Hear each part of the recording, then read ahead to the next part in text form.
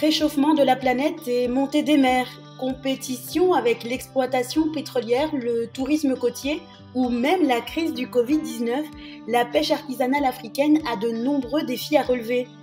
Mais elle reste indispensable à la survie des communautés côtières et à la sécurité alimentaire des populations africaines.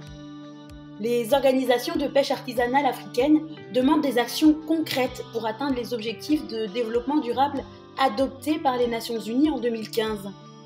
En particulier, l'objectif 14B qui appelle à garantir à la pêche artisanale l'accès aux ressources de pêche et l'accès au marché. Tout d'abord, les pêcheurs artisans demandent des droits d'accès exclusifs aux zones de pêche côtière.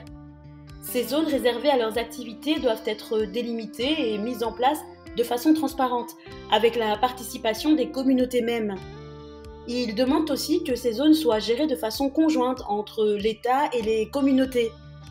À Kuruwitu, au Kenya, les communautés de pêche ont protégé une zone de reproduction de 30 hectares et l'interdiction de pêcher a permis aux stocks de poissons de se reconstituer. Depuis lors, les pêcheurs capturent plus de poissons qu'avant. Parfois, des chalutiers ou senneurs industriels font des incursions dans les zones réservées à la pêche artisanale.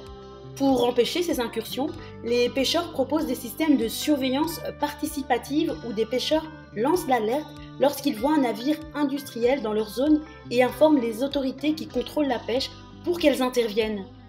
En Mauritanie, au Sénégal, en Guinée, la surveillance participative a permis de diminuer les collisions entre bateaux et pirogues ainsi que de réduire la destruction des filets des pêcheurs artisans par les bateaux industriels.